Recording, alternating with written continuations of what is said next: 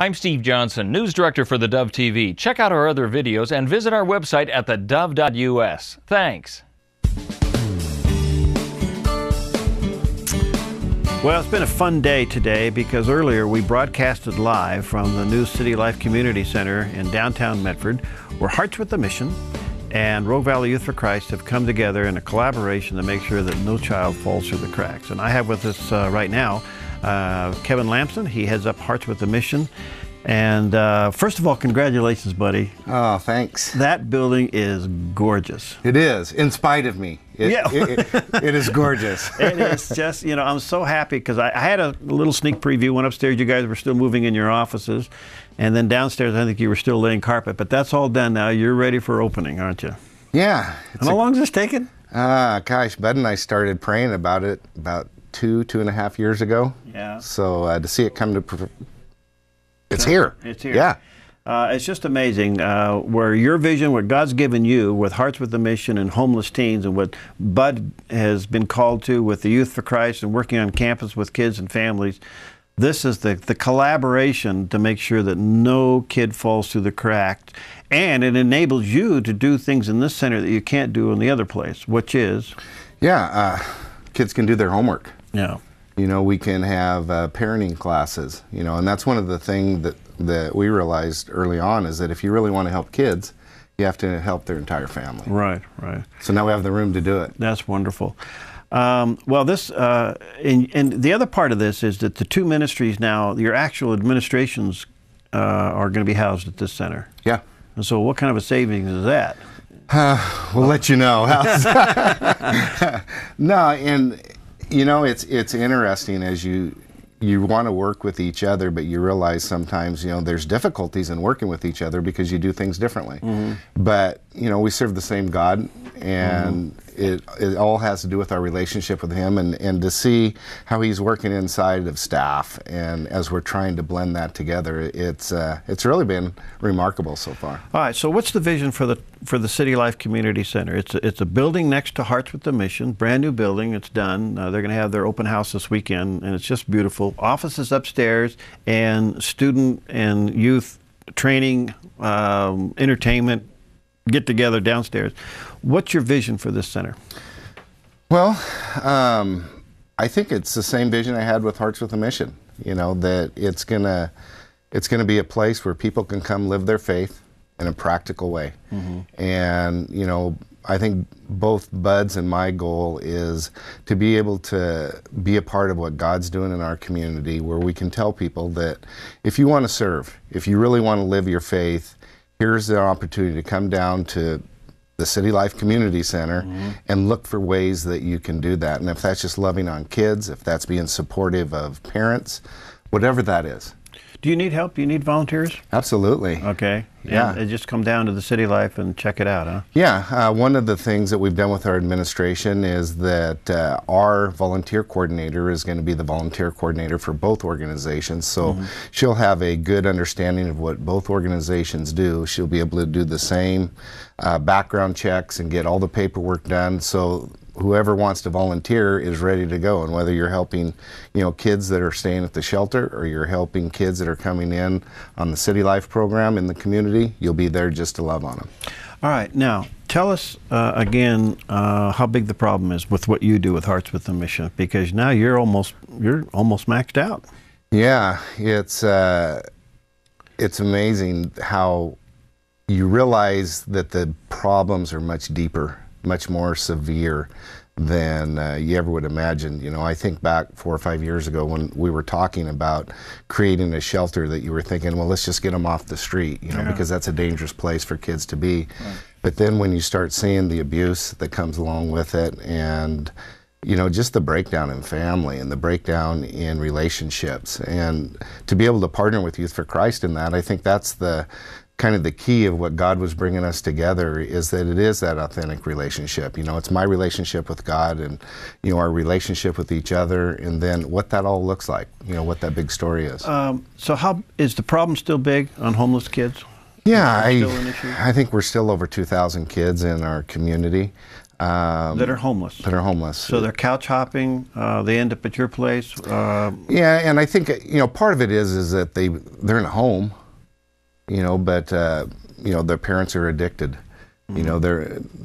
Heroin is terrible in our community. You're the third person that's told me that there's been a resurgence of heroin, cheap heroin on the streets in Jackson County that's alarming. Yeah, it is. And I don't think we really realize how it affects our kids, because they're in and they don't want to be a part of it. But how do you get out of it? If your parents are addicted, how do you get out of that? Where do you go? What do you do? A lot of times you know what you know, and it's scary. So, for us to be able to go in to a community or go into schools and say, we'll be there, and we don't have all the answers, but we'll walk along beside you until we can figure it out.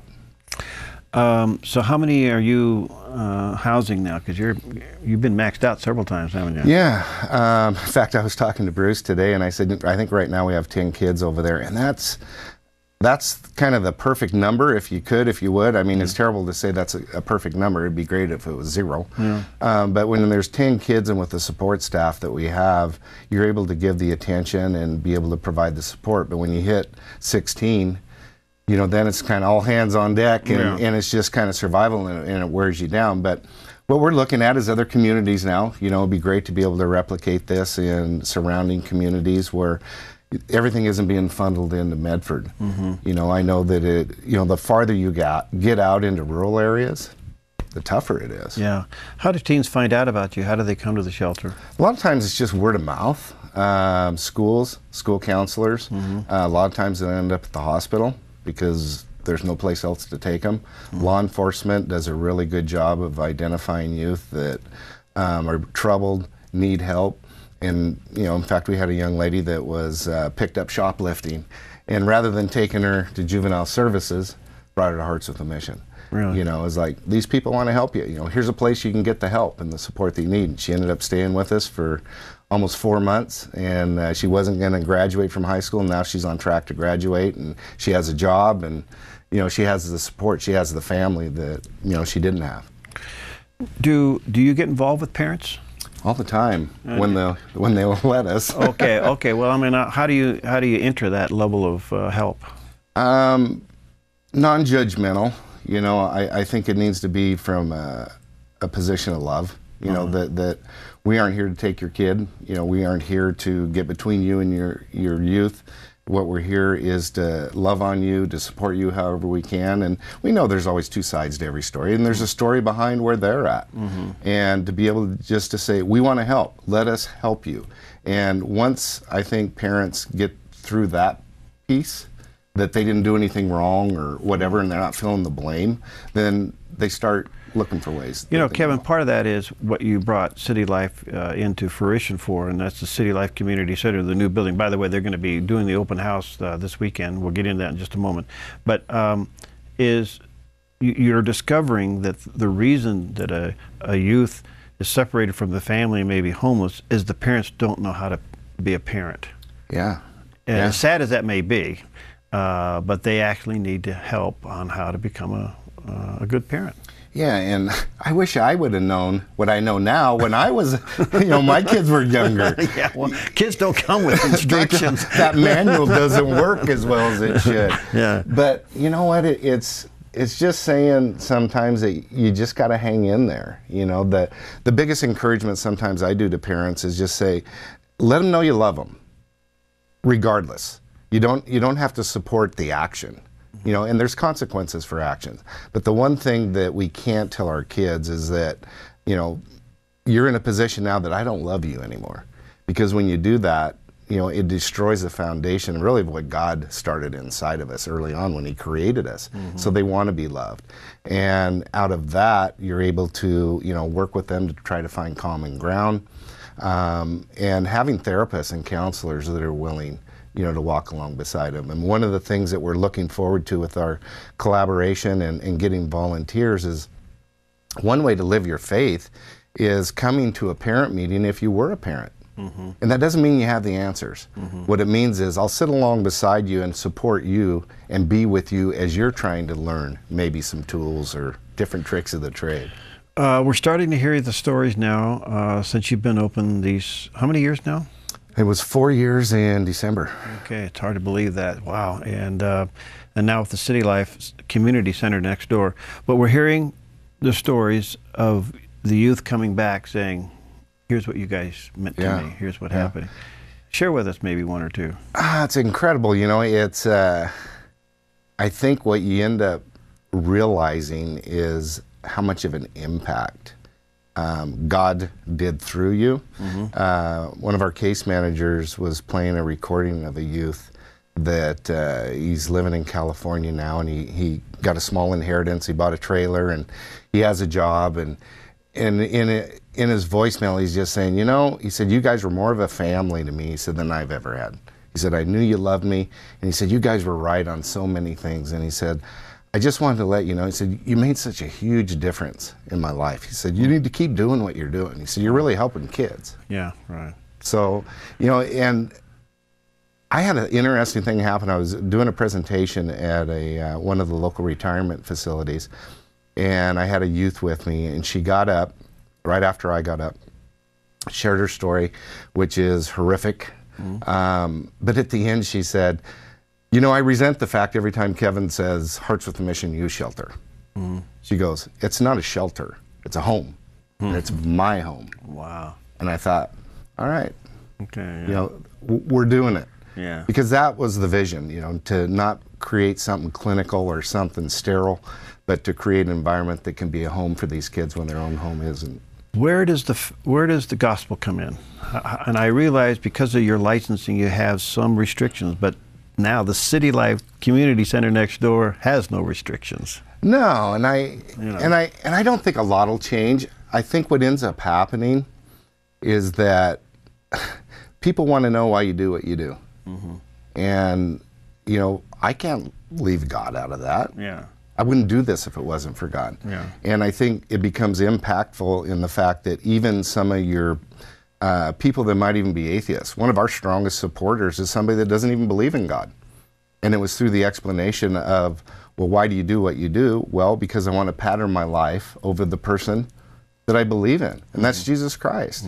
And I should believe that my life would resemble a portion of who he is. And that's what we tried to do because of what he did through, you know, for me. And as you explain it, people kind of look at you and go, oh, well, is that all you're doing? And it's like, well, that's the gospel. You know, it's as simple as that. And we have seen kids, you know, talking with staff, a lot of times with parents or with kids, you know, we'll say, hey, can we pray with you? Yeah, would you do that? Yeah. And as you pray with them, you see their heart, you know, starting to get softened. And we had a group meeting with all the kids, and it was kind of a rotten thing that we were talking about, but it was kind of like staff didn't feel what they were doing was right. We didn't feel the kids were doing anything right. And it was just kind of an impromptu at the end of this meeting, these kids started sharing. I never believed in God before I came here. And I mean, it wasn't like that wasn't the topic of conversation. Yet they're sharing with 10 or 12 other kids. You know, when I came here, I really discovered who God really was through looking at the lives of the people that were living it. Wow. And I'm going, wow. That's it. Yeah. Thanks, Lord. You know, you're still working even when we think that you're, you know, we're not. So. All right, we'll take a quick break, but I just want to let you know that the City Life Community Center will be opening officially this weekend. Open house. When's the open house? Saturday from when to when? From 9 to noon. All right, and I encourage you to check it out. The location, for those who don't know? It's 529 Edwards. Okay, and it's right next door, Hearts with a Mission, right across the street from Youth Unlimited, and or Kids Unlimited, excuse me, and you can't miss it. Beautiful, brand new building, and it's just absolutely an instrument to be used to win more kids to Christ. So we'll talk more about it when we come back.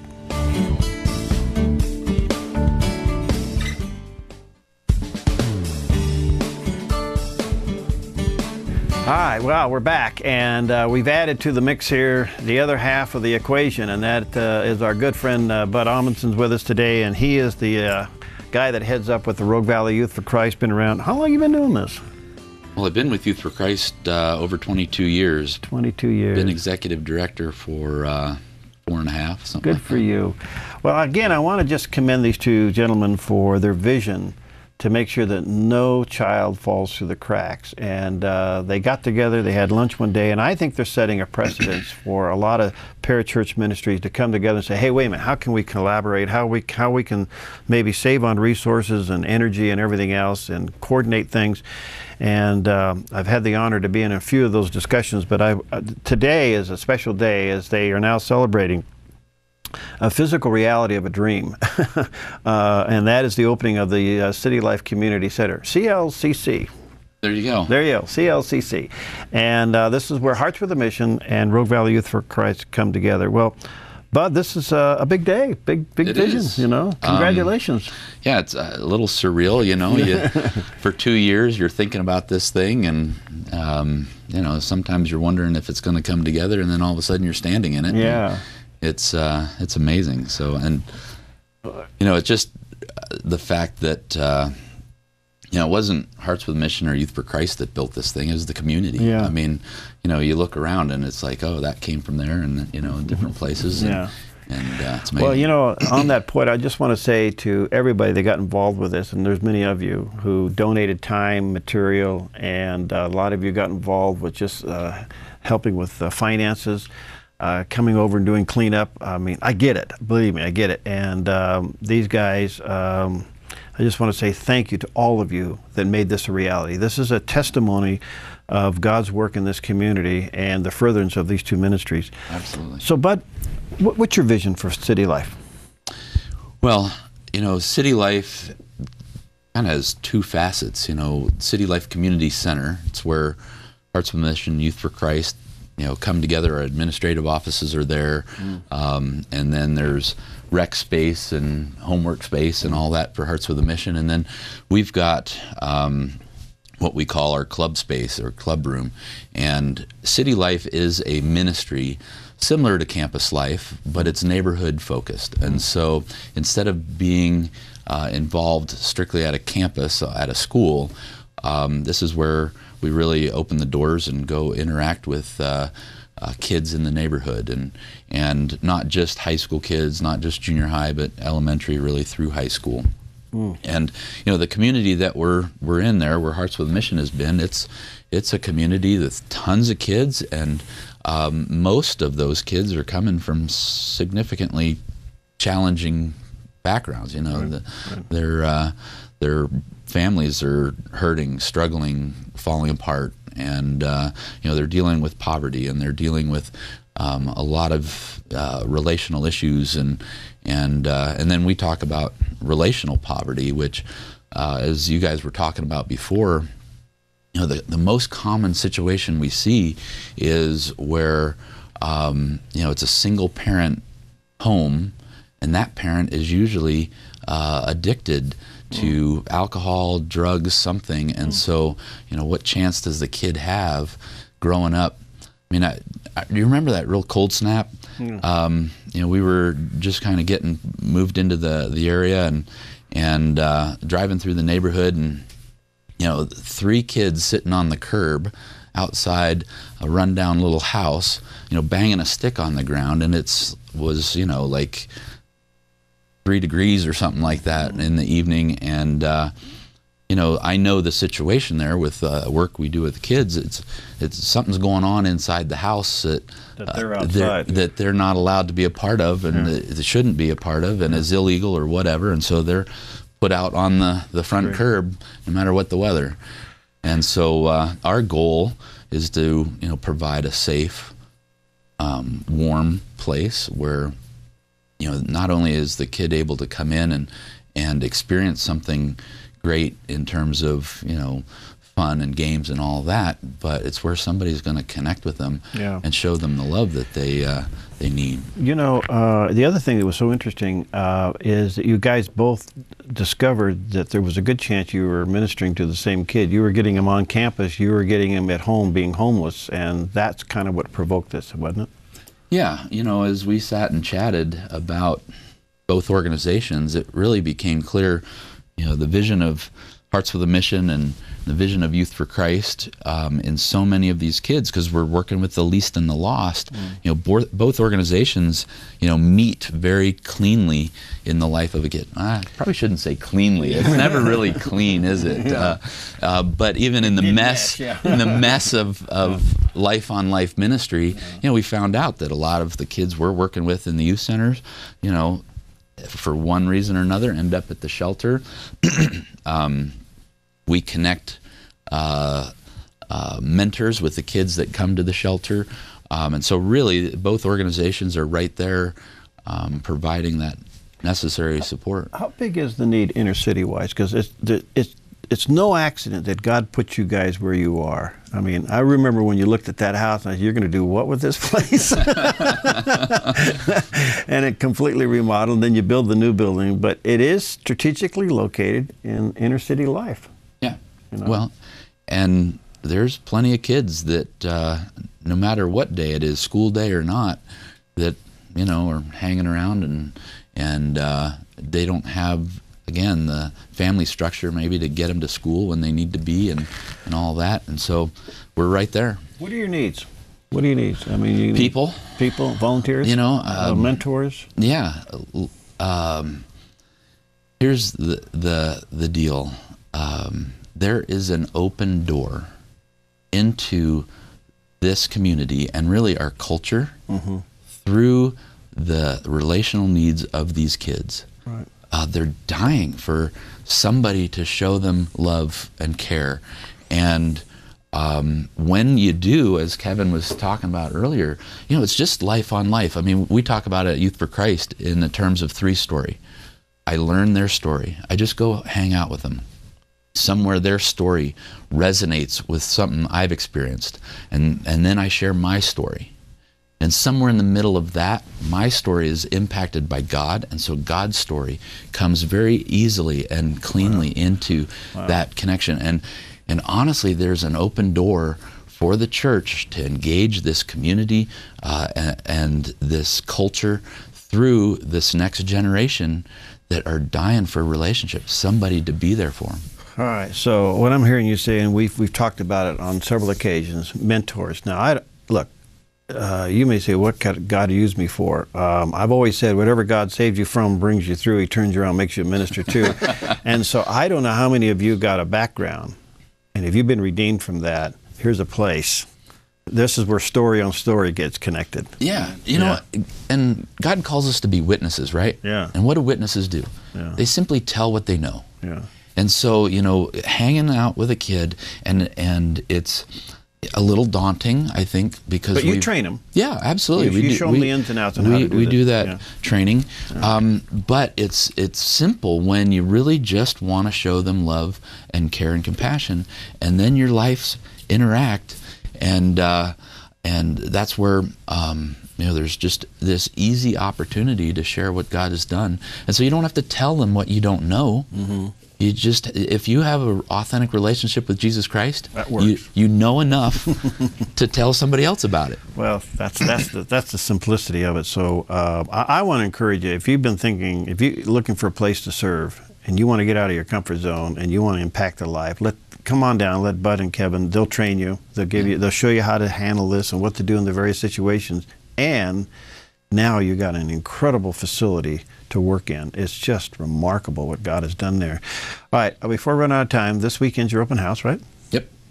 9 to noon, did you say, Kevin? 9 to noon, yeah. We have a superhero fun run, though, starting at 8:30 that dress up as your superhero. It's called Hearts and Heroes. I've seen they advertise. So if you I'm don't supposed to come as Superman or somebody? Absolutely, you look great.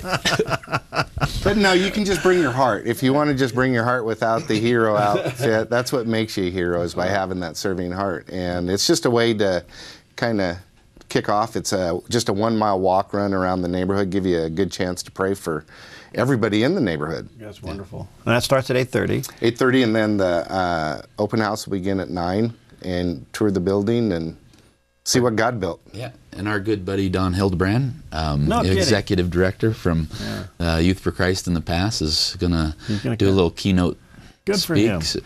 I always told him to write a book.